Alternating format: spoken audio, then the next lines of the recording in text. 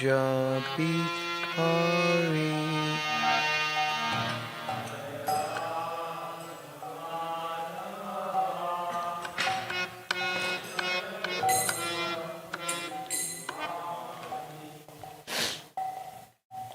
Jaya Radha Madhava Kunjabi Hari.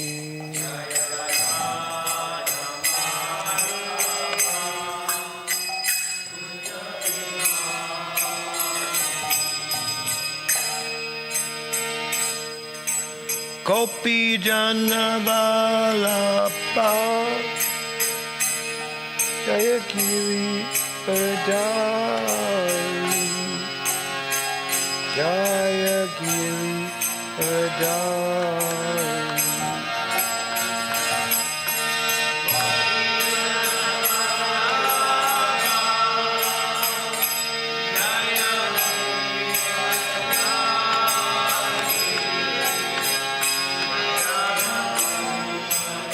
I can't hear it.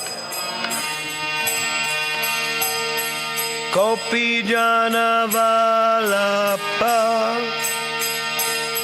Jaya Giri Varadari Jaya Giri Varadari.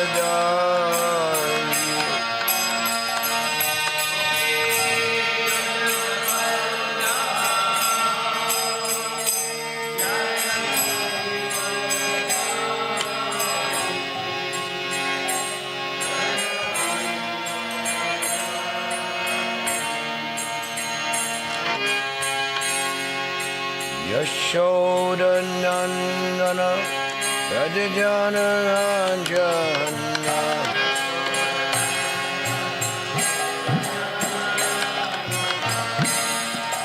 Yashoda Nandana Radhajana Ranjana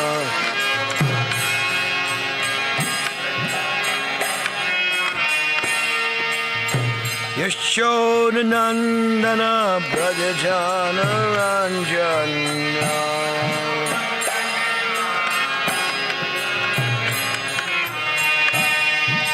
Yashoda Nandana Brajajana Ranjana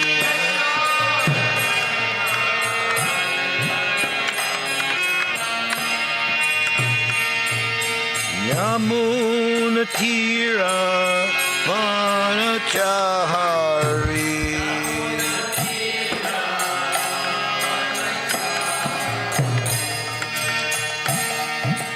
Yamuna Tira Manachari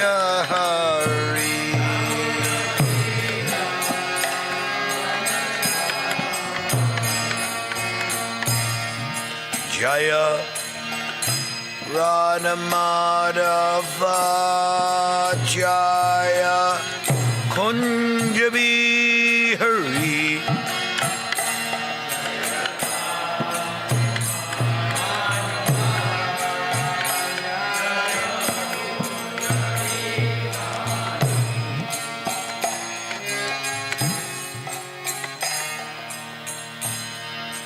Gopi Jana Vallabha Jaya Giri Varadari Jaya Giri Varadari.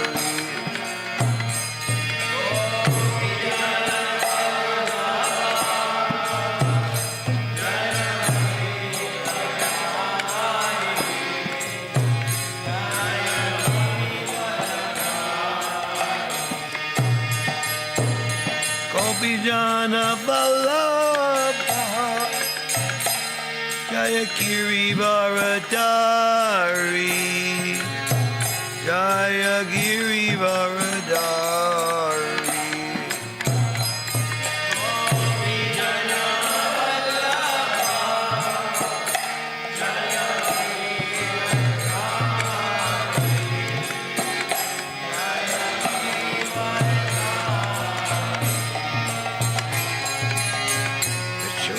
Nandana Rajajana Ranjana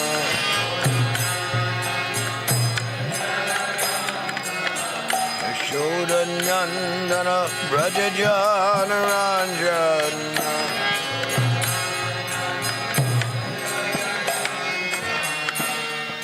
Yashoda Nandana Brajajana Ranjana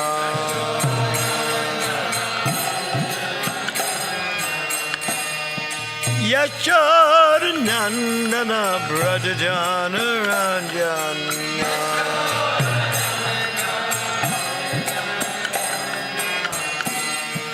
Yamuna Tira Vanachari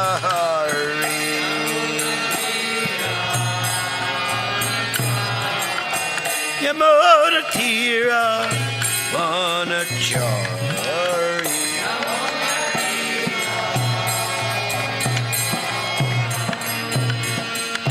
Jaya Anamadava Jaya Kunja Bihari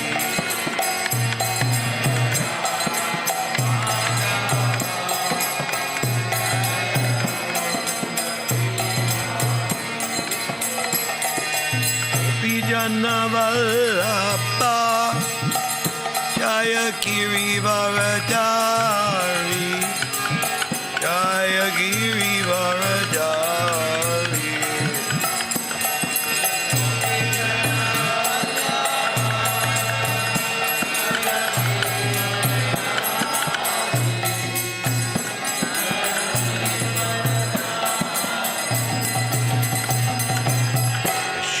Nandana Rajana Ranjana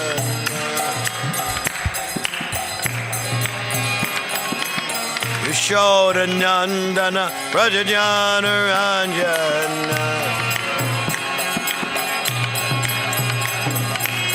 Yashoda Nandana Rajana Ranjana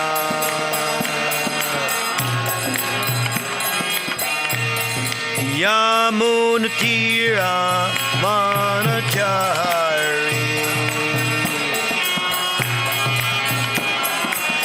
Yamuna Tira Vanachari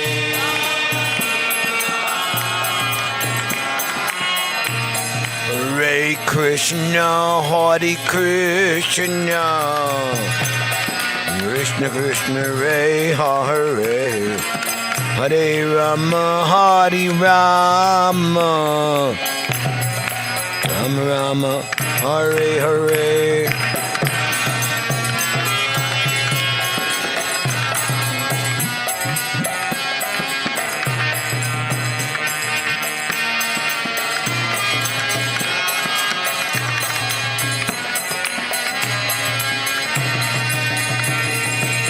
Hare Krishna, Hare Krishna, Krishna Krishna, Hare Hare,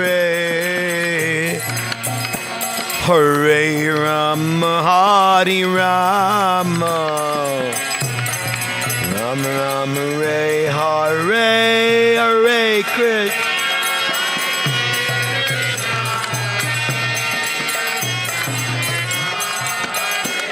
Oh, Hare Rama,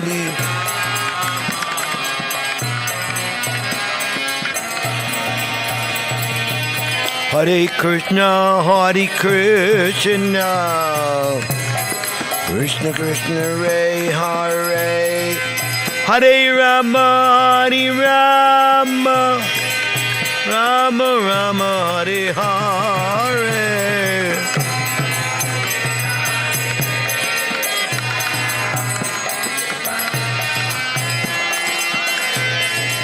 Hare Rama, Hare Rama,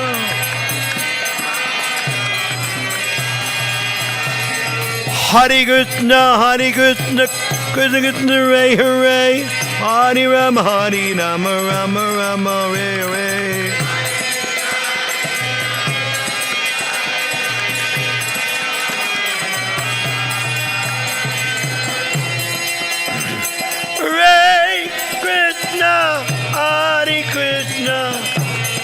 Krishna Krishna, Hare Hare, Hare Rama, Hare Rama, Rama Rama, Hare Hare.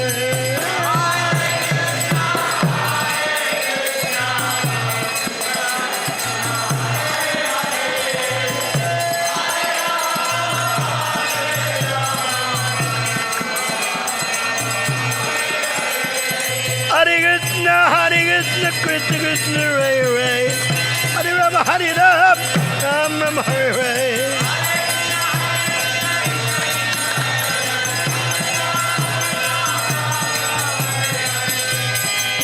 Hare Krishna, Hare Krishna, Krishna Krishna, Hare Hare. Hare Rama, Hare Rama, Rama Rama, Hare Hare.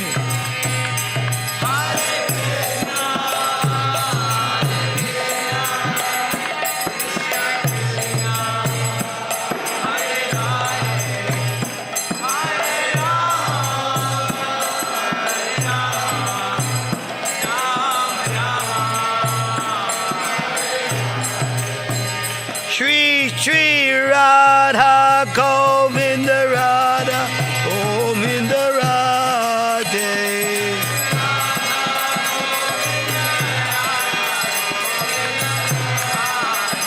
Nittai Gaur Haribo Haribo Haribo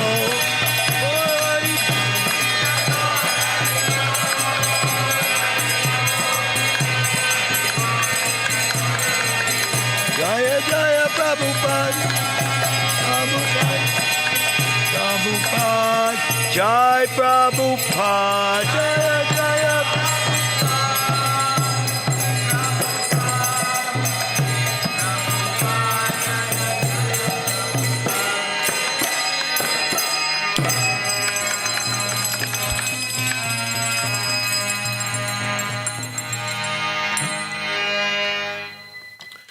Jayam Vishnupad, Paramam Sabiva Jakacharya, Astu Taratata Shri Shimad.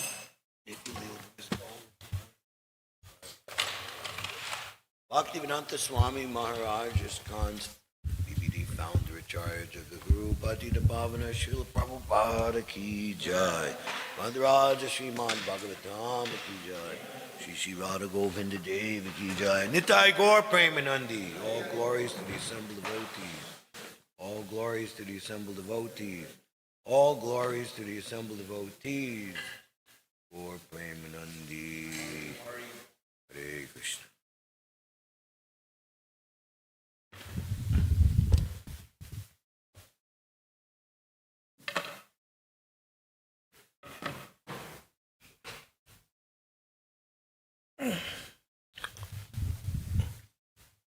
Reading from the Srimad Bhagavatam, Canto 4, Chapter 16, Praise of King Prithu by the professional reciters, verse number 6.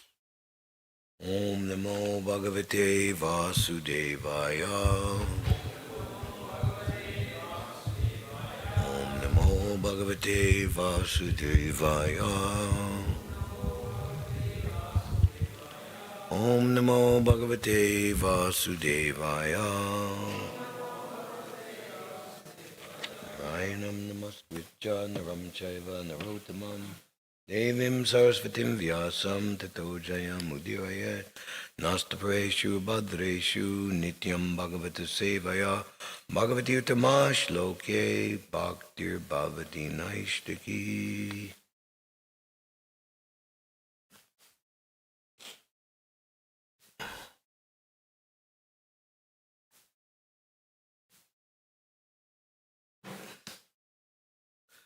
Vasu Kala Upadate Kale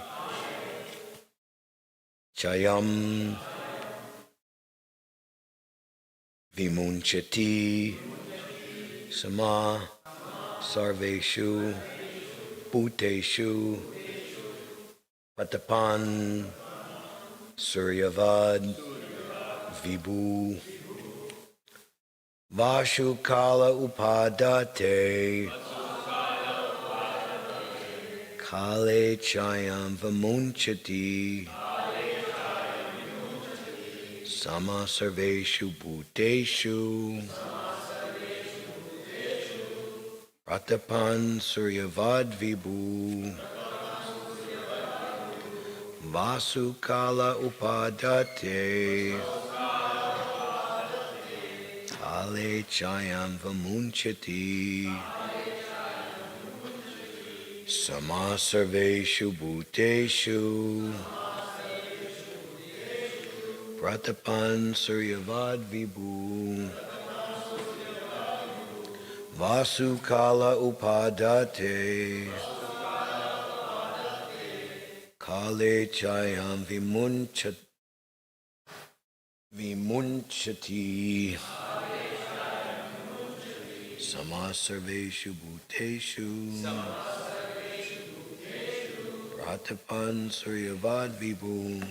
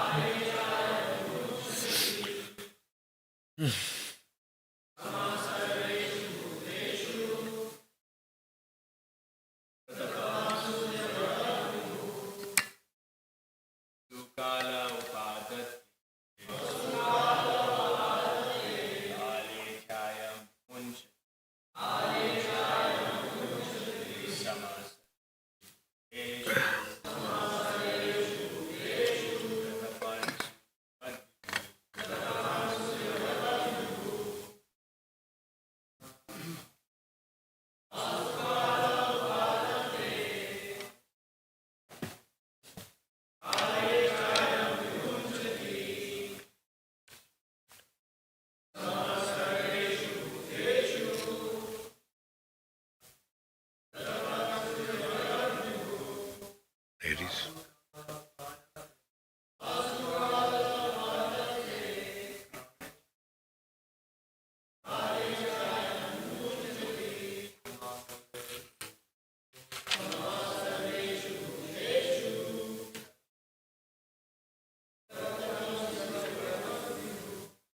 Ladies.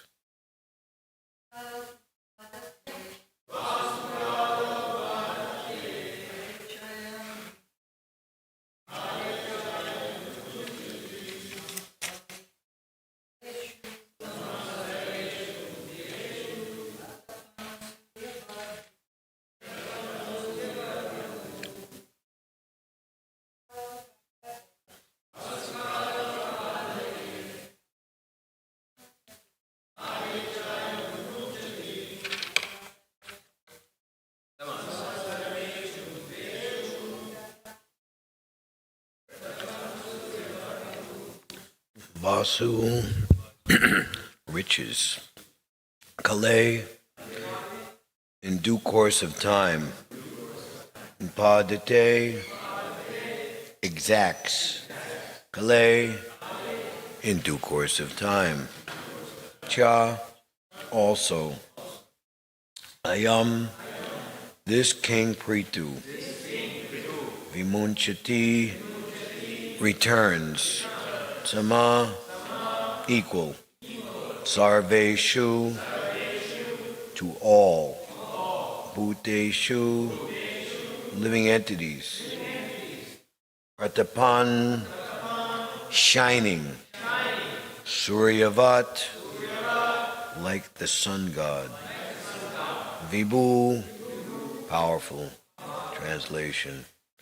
This King Prithu will be as powerful as the sun god, and just as the sun god equally distributes his sunshine to everyone, King Prithu will distribute his mercy equally.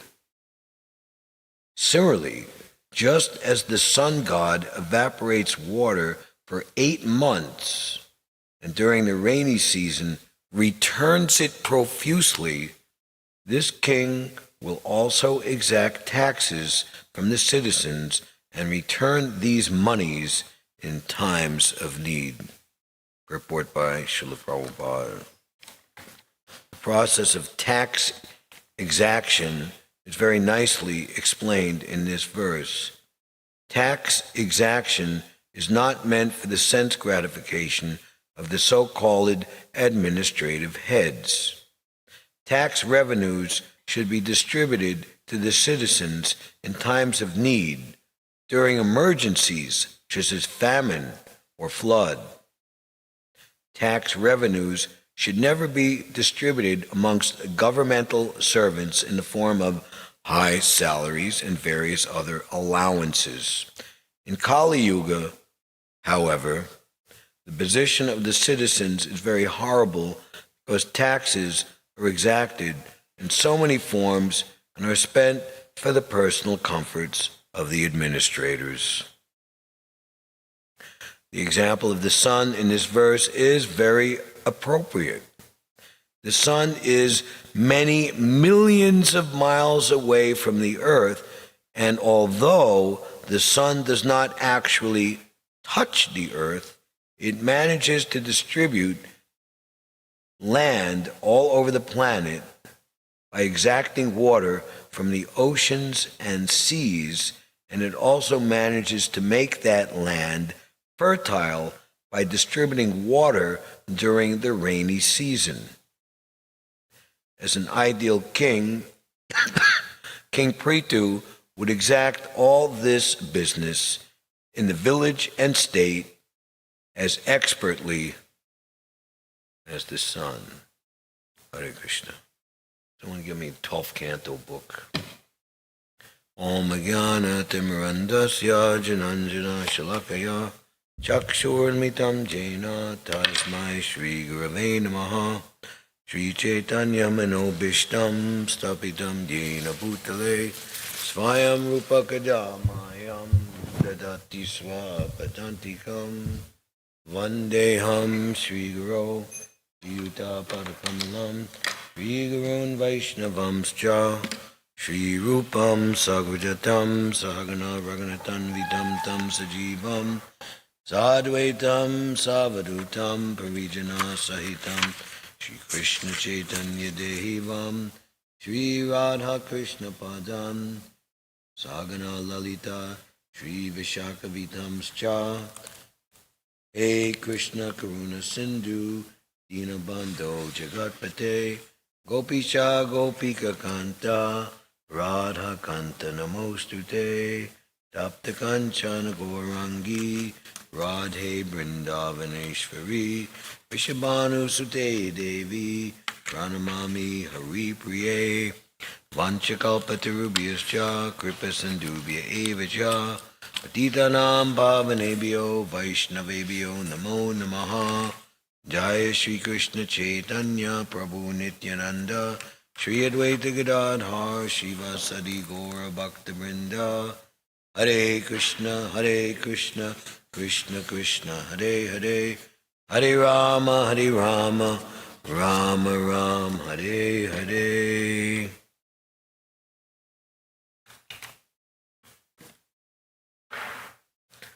Vasukala upadate kale chayam vimunchati samasarveshu bhuteshu pratapan suryavad vibhu. This King Prithu will be as powerful as the sun god, and just as the sun god equally distributes his sunshine to everyone, King Prithu will distribute his mercy equally. Similarly, just as the sun god evaporates water for 8 months, and during the rainy season returns it profusely, this king will also exact taxes from the citizens and return these monies in times of need. King Prithu is understood to be a Shakya Avesh avatar. Shakti means energy, potency. Avesh means an expansion or an expansion or emanation. The living entity, the jiva, we are defined as jiva tattva. In the Pancha Tattva, Lord Chaitanya in 5 features, Sri Krishna, Chaitanya, Prabhu Nityananda, Sri Advaita. These are 3 Vishnu Tattva. Lord Chaitanya is the Supreme Personality of Godhead. Lord Nityananda is his first expansion. And Advaita Acharya, He is the expansion even further from Lord Nityananda as Mahavishnu and Sadashiva, and Gadadhar Srivasadi, Gaura Bhaktabrinda. Gadadhar is the representation of the internal pleasure-giving potency of the Supreme Lord. Expansion of ultimately Srimati Radharani. And Srivas Thakur, whose incarnation of Sri Narada Muni. Very interesting to see the prerogative of the Lord, especially of Lord Chaitanya. Narada Muni is the, among so many things, the greatest example of being situated in the renounced order of life. He's completely perfect Naishtik Brahmachari. Yet, when he appears as Srivas Thakur, representing the Jiva Tattva, Narada Muni is the great example, one of the greatest examples of how pure and how elevated and how important the Jiva can become by being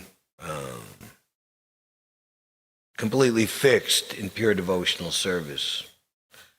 And indeed, in the first canto, his amazing example, he's coming as the orphaned son of a widowed maidservant, very insignificant classification in human society. He wasn't the son of a king. He wasn't the son of a great rishi or Mahabhagavat. Yet by serving the pure devotees, they're called the Bhaktiveddantas, in his childhood as a 5-year-old for 4 months during the rainy season, the Chaturmas, that's explained here in today's verse. 8 months of drying up the land, exacting the taxes, exacting the water from the land, but giving it back for 4 months profusely. So serving the Bhaktiveddantas during that 4-month period and accepting, with their permission, the remnants of their prasad. And Prabhupada called prasadam our secret weapon. Everybody needs to eat. Everybody must eat. Needing and wanting, okay, but if you mix in wanting, needing, wanting. I want to eat. Not that I need to, I don't want to. Everybody wants to eat. They have to eat. 3 times a day, in most cases, many cases. So, if it tastes good, we'll eat it. So, Prasadam of Krishna, there's an entire chapter of the Chaitanya Charitamrita called The Lord Tastes Nectar. And the basic premise is that Lord Chaitanya is tasting the prasad remnants of Lord Jagannath and understanding very deep internal and confidential aspects of the Lord's reciprocation through the tasting of the Lord's prasadam. So you don't have to understand or not, just like fire, it's good to understand how fire should be handled very carefully. If it's handled carefully and in the right way, understanding its proper purpose, then all good could come about. But if you don't know the power of fire and its potency, you can harm yourself very badly. Just like if we have small children, we very carefully watch them when they're around the fire, when they're around a stove or an oven or a lighter or a blowtorch, anything like that, because they don't know, they don't have experience, and small child. So,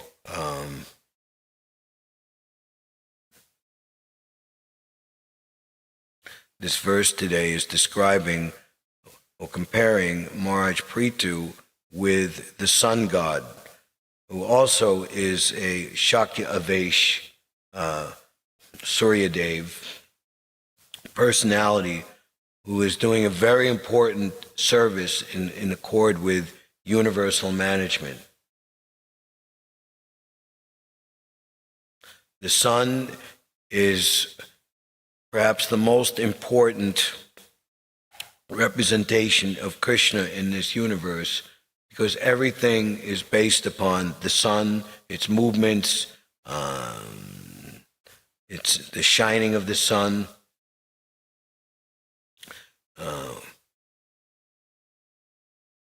This is likened unto the activities ultimately of the pure devotee. Srila Vishwanath Chakravarti Thakur describes in the verse we sing every morning, Samsaradava Nalalita Loka Chanaya Karunanganatvam. The spiritual master is receiving benediction from the ocean of mercy.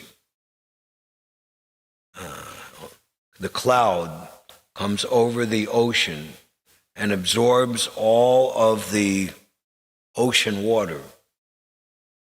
And in an amazing and miraculous process of purification of that salt water, I have a saying, like if you're stranded at sea on a lifeboat or in a tiny little desert island, water everywhere, but not a drop to drink. If you drink salt water exclusively, you'll die. So, how to extract the salt from that ocean water and make it completely pure, drinkable, usable water? That is the process of pure devotional service, to take the salt-like conditioned soul who is completely unfit to enter the spiritual world, just like that salt water is completely unfit to drink. It's unfit for the immediate need of the human being. Water everywhere, but not a drop to drink. The pure devotee absorbs that salt water and then not only just releases it where he extracted it from, the ocean, but goes over to the parched land. And just like a cloud pours water on a fire,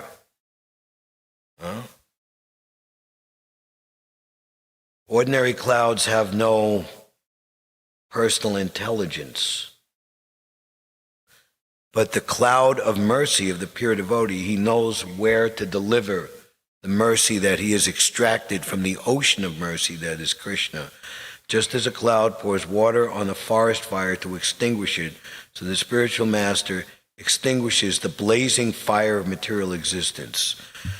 And the characteristic of the blazing fire of material existence is the repetition of birth, death, disease, and old age, which is symptomatic and the very definition of this material body. Everyone must have a material body in this material world. Otherwise, you wouldn't be in the material world. Material world means having a material body that undergoes birth, death, disease, and old age, and transmigration into many, many different species of life, which is necessitated or caused by the very judiciously understood aggregate total of your good and bad karmas, and also your material desires or unpurified desires based on the incorrect conclusion or ascertainment that you are a material body, this material body. And we see how the entire material world is based on this misconception. We could all understand the folly of basing all the important decisions that need to be made in our life on a wrong conclusion. So the best use of intelligence is always to understand the time, the place, the circumstance, and whatever the situation, so we make the proper decision based on that situation. And Prabhupada relates this potency of the devotee. Just as the devotee, he can, by his knowledge, by his spiritual potency, and perhaps most importantly, by his mercy and compassion, he can change the opinion or thoughts or understanding of those who are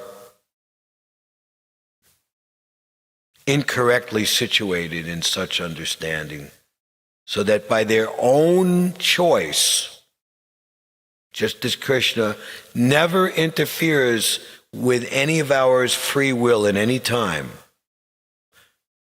he's within our heart as the super soul, the ever-present, never giving up on us, eternal well-wishing friend. What do they make? What is it? Best friend for life. It's my bestie. So that is Krishna in our heart. He's our best friend, not only for life, but for all of eternity. And he's giving us good instruction. But due to the force of our long-standing practice of making the wrong choice based on material desire, we ignore that good instruction. But still, he does not lose patience with us. He still loves us.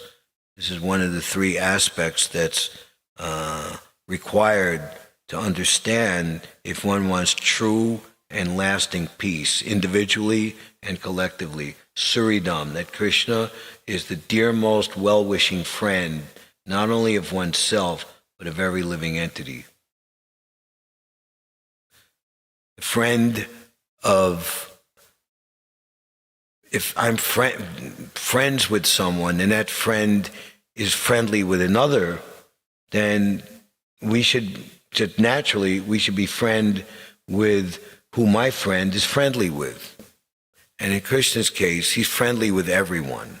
So the pure devotee, he's friendly with everyone. It is said of the six Goswamis, they are dear both with the gentle and with the ruffians. They're dear to everyone. Why? Because they are devoid of the quality which more or less colors everything and everyone in the material world. That is envy. Whatever they do, they are all pleasing to everyone, because they are not envious of anyone. And because of that, they are fully blessed by Lord Chaitanya. And what are they doing? They're engaged in the welfare activities for the deliverance of all living entities within the universe. Rupa Goswami has described that one who is freed from the urge to speak, the mind's demands, the actions of the tongue, belly, reproductive organs, not used for the proper person or what they're actually meant for, lust, greed, anger, envy, malice, delusion, intoxication. Such a person is fit to make disciples all over the world. That means by being situated on the spiritual platform, just as the sun god is described in this verse, sama sarvuveshu bhuteshu, equal to all living entities. You transcend all cultural and what is in the Bible that they're making this tower, the Tower of Babel, and we're going to forcibly break into heaven. Prabhupada described the space, trying to go to outer space and going to other planets is likened unto such an attempt to go to a higher planet where you don't have the actual qualification to enter. You want to try to get there by some mechanical arrangement. So the story goes that everybody in the world is cooperating to make this Tower of Babel. So you know what? Just make everybody speak a different language. Boom, 1 second to the next. Boom. And no one can communicate with each other because they all speak a different language. If you ever visit another country and you've never heard them speak that language before, and you can't understand a word. Because now we have AI translation on your phone, and you can even you can speak into the thing and it'll come out the language, the foreign language in your own voice like you're speaking it. Wow. But anyway, so the pure devotee, he's like what they've developed here. He can understand everyone's language, the language of the soul. He can understand the want of every living entity.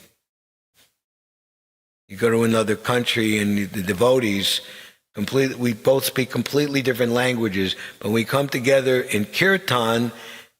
Wow, they have the same bhav, they can chant the same tunes, they enunciate the Maha Mantra, Hare Krishna, the same way I'm doing. Wow. So that's how we come together on the platform of pure devotional service. So the spiritual master, he doesn't have to speak the language of the country, but if he's speaking the language of the soul, because he's fully surrendered to Krishna and has become Sama Sarveshu Bhuteshu Mad Bhaktim Labhate Param, he is fit to instruct and guide everyone anywhere on the process of pure devotional service.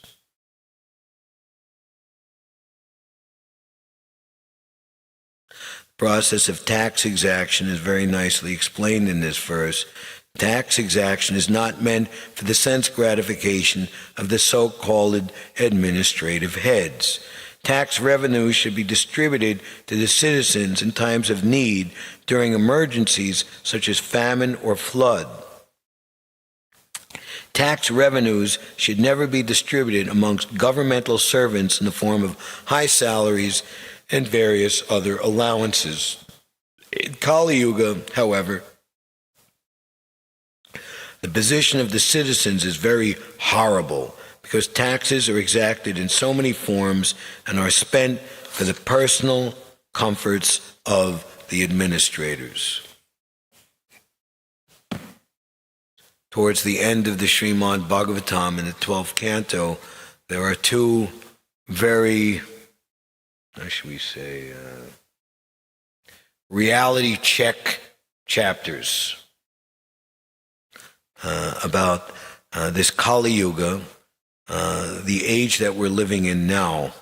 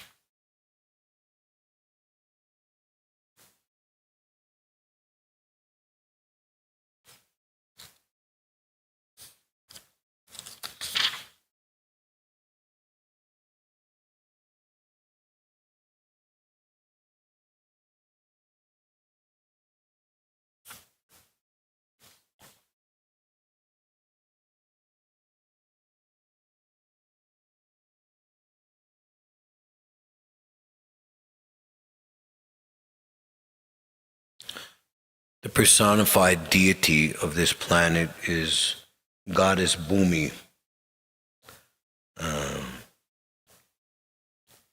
Mother Nature.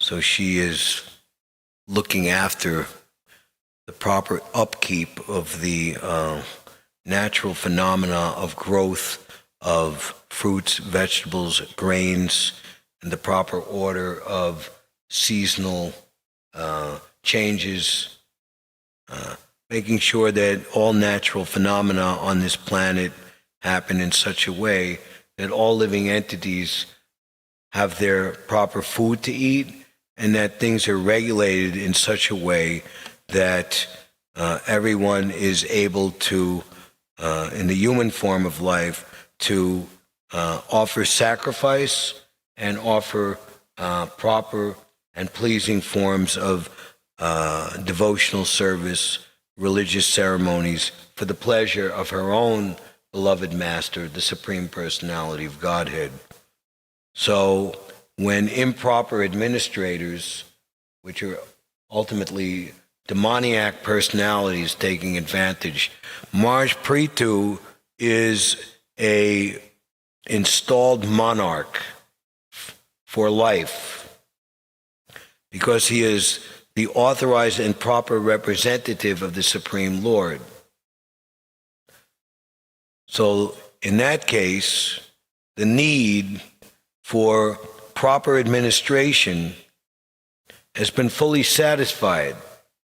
We see in democratic-run places that, it's kind of like pick the lesser of two evils, pick your poison, put the load on my left shoulder. It's very painful. I get some relief by taking it and putting on my right shoulder, where I had transferred it from last time. So back and forth, back and forth. And in democracy, because people know that when people get into positions of power, they're going to misuse it. So we have like term limits. Actually, when this United States was set up, the understanding is that people would take office just out of duty and temporarily take a turn, just like everyone has to do community service, or you have to, do 2 years in the army or something like that. It's not your choice, but it's your duty to the community and to the country, and for that I'm a patriot. Yes, I've done that. But then you go back to your life and what you're doing, and it's not that you become a career politician. This is why, and so much corruption can be in there, election rigging, etc., etc., etc. So it's so inconceivable to people in this age to have a Shakya Avesh representation of the representative of the Supreme Lord take the supreme governmental position and taking all responsibility for it, and what the result would be if there's a proper person in charge, that they just can't believe that such a thing is possible. So therefore, monarchy, and also the monarchs, they've done very, very exploitative and terrible things. And we see, even in recent times, European monarchy has been completely torn down. There was a revolution in France some 230, 40 years ago, ending monarchy for good and forever in that place. This chapter describes how the earth took note of the foolishness of the many kings bent on conquering her. It also describes how, even though the age of Kali is full of faults, the glorification of the name of Lord Hari destroys all those faults. Great kings were actually just playthings of death, desired to subdue their 6 internal enemies. Prahlad Maharaj told Hiranyakashipu that unless one conquers one's internal enemies, lust, greed, anger, madness, illusion, intoxication, then no matter what one's so-called position, a great king or president or leader in this world, you're ultimately going to be defeated, if you already are defeated. So they failed to conquer those internal enemies. They failed to conquer their own mind and senses. And afterwards they imagine they will go on to conquer the earth and all its oceans. Seeing their false hope, the earth simply laughs. For eventually they all must leave this planet and go elsewhere, as have all the great kings and monarchs of the past. Moreover, after usurping the earth, or some part of it, which is actually unconquerable and must in every case be given up, fathers, sons, brothers, friends, and relatives fight over it. Thus, the study of history naturally leads to the conclusion that all worldly achievements are temporary, and this conclusion should give rise to a sense of renunciation, detachment. Ultimately, the highest goal of life for any living entity is pure devotion to Lord Krishna, which annihilates all inauspiciousness. In the age of Satya, religion was complete, still possessing its four legs of truth, mercy, austerity, and charity. With the coming of each succeeding age, starting with Treta Yuga, these religious qualities each diminish by 1/4. In Kali Yuga, the legs of religion retain only 1/4 of their power, and even that will be lost with the progress of this age. The mode of goodness is predominant during Satya Yuga, and the mode of passion is predominant during the Treta Yuga. The mixed modes of passion and ignorance are predominant during Dwapara Yuga, and in the age of Kali, the mode of ignorance is predominant. Atheism, the smallness and inferiority of all things, and devotion to the genitals and the belly are very much evident in the age of Kali. Living entities contaminated by the influence of Kali do not worship the Supreme Lord, Sri Hari.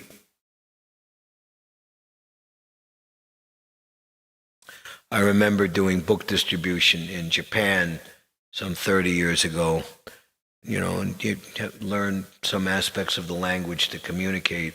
And one thing I heard over and over and over and over again, particularly from young people, you go through the explanation of what the book is, and they see you're a devotee. They go, Shukyo. And the response would be, Shukyo Janai. Say, Shintaki Shishki Gosenden Mai Omoshiwa. Say, this is religion.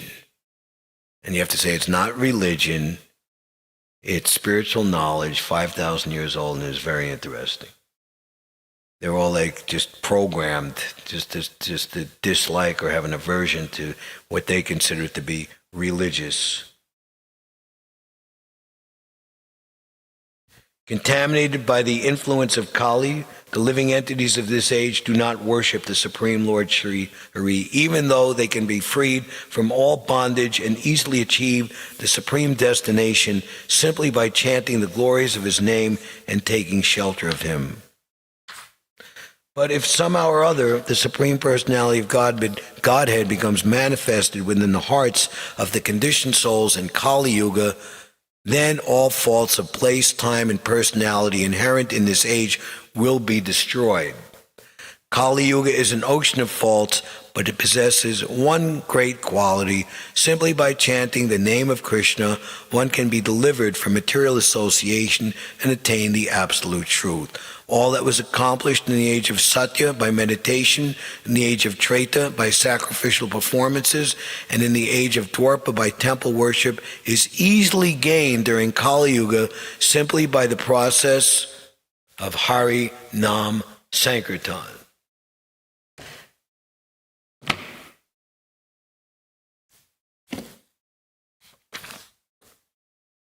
Vasu kala upadate kale chayam vimunchati sama sarveshu bhuteshu pratapan suryavad vibhu.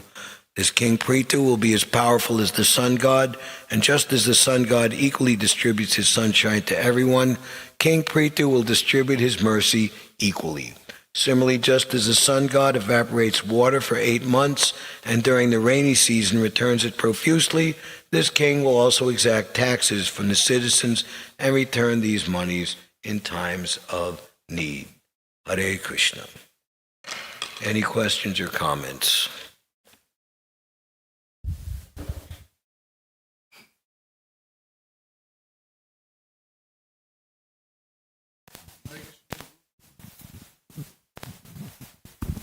Hare Krishna Prabhu, thank you for the class. You mentioned that everyone in this material world should have a material body. Should, does. Does. Should not have one, but they do. Yeah. My question is, there are many ghosts who are around, but they do not have a material body. So, Why don't they have the material bodies? Answer your own question. why they do not Why have don't they have a material body? You know the reason?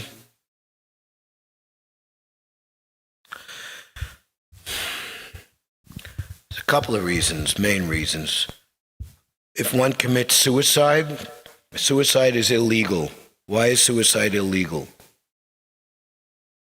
Okay, you didn't murder somebody else, you murdered yourself. Okay, I guess you have a right to kill yourself because yourself is in possession of yourself. No. And especially, this body is like a rental car. Do you have a right to destroy the rental car? You're going to have to pay for it. So this body is a gift from the material nature to be used for a proper purpose.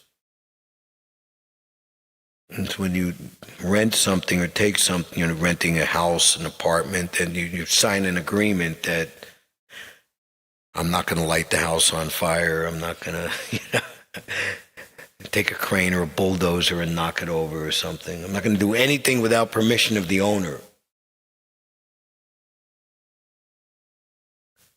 And simultaneously, they have unfulfilled material desires. When the demon Brikasura, who got the benediction from Lord Shiva, that anyone's head that he would touch with his hand would immediately burst into, crack into many pieces, and he tried to touch Lord Shiva with it, chasing him. Lord Vishnu helped Lord Shiva in that problematic situation by appearing to this demon Brikasura in the form of a little boy dwarf Brahmana, and stopped him from chasing Lord Shiva under the ruse of getting him to explain the situation and what's going on. And one of the logics he said to the demon to get him to calm down and stop chasing Lord Shiva was that you have to take care of your body. Your body is very important, don't you know? Because with this body, you can fulfill all the desires of your mind. You know, why are people like in the gym next door? Why are people like, keeping themselves healthy and this and that? Because with that body, they can enjoy. So, it's described in relationship, I believe, to Paranjana, or maybe one other like sense-enjoying king in the Bhagavatam, I forget who. He ultimately reached that point which is not at all wanted or desirable by the gross materialist. Old age and the notice of death. You have notice. Actually, we all have notice of death. We all have a death warrant. Just the date hasn't been filled in. So I'm losing my body, and my body is me, and this is all that I know, and So those who end their life prematurely, they become ghosts. And a ghost, he has a material, it's like, I can enjoy my body, but if I don't have a body, and I'm in like this subtle kind of form, then I'm going to try to take over someone else's body so I can enjoy through them. Then you see ghostly haunted people, possessed people, people who are like schizophrenic, and they will live in a very unclean and intoxicated, very deep, dark mode of ignorance lifestyle. Or that type of lifestyle of always being intoxicated, always being dirty. You're very much making yourself a very good candidate, very vulnerable to be haunted by ghosts. Any other questions? Krishna Kripa Prabhu.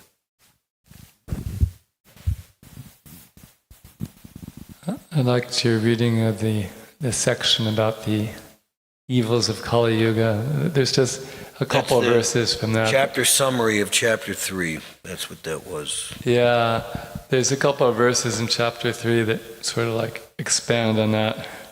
O King, in the age of Kali, people's intelligence will be diverted by atheism, and they will almost never offer sacrifice to the Supreme Personality of Godhead, who is the spiritual master of the universe. Although the great personalities who control the three worlds all bow down to the lotus feet of the Supreme Lord, the petty and miserable human beings of this age will not do so. Right. Terrified about to die, a man collapses on his bed. Although his voice is faltering and he is hardly conscious of what he's saying, if he utters the holy name of the Supreme Lord, he can be free from the reactions of fruitive work and achieve the supreme destination. But still, in the age of Kali, people will not worship the Supreme Lord. Yes, how important is the Yuga Dharma, because it is the only thing that works in this Kali Yuga. Kaler dosanade rajan hasti eka mahadgunat kirtan eriva krishnasya mukta sangha parambrajet. This is just before the chapter, final instructions to Maharaj Parikshit. Maharaj Parikshit is just about to be bit by the snake bird. He's just about to pass away. Final instructions of Shukadeva Goswami. Time is very limited. Of all the things that could be said, that should be said, this is what was said. So we don't want to fall into that category of the poor, fallen, miserly living entities who will not worship the Supreme Lord via the Yuga Dharma in this age. So therefore, putting Harinam Sankirtan back into its rightful place of dignity and keeping it there in the forefront of this movement is absolutely essential for our individual and collective growth in spiritual progress to ultimate perfection, and ultimately to make this movement on behalf of what Lord Chaitanya wants it to be, flooding the entire world with love of Godhead. Nam Sankirtan should never be minimized. There should never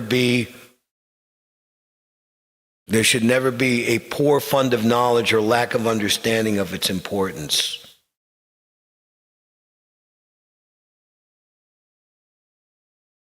Thank you all very much. Grantaraj Srimad Bhagavatam Ki Jai, Shri Radha Govinda Deva Ki Jai, Srila Prabhupada Ki Jai.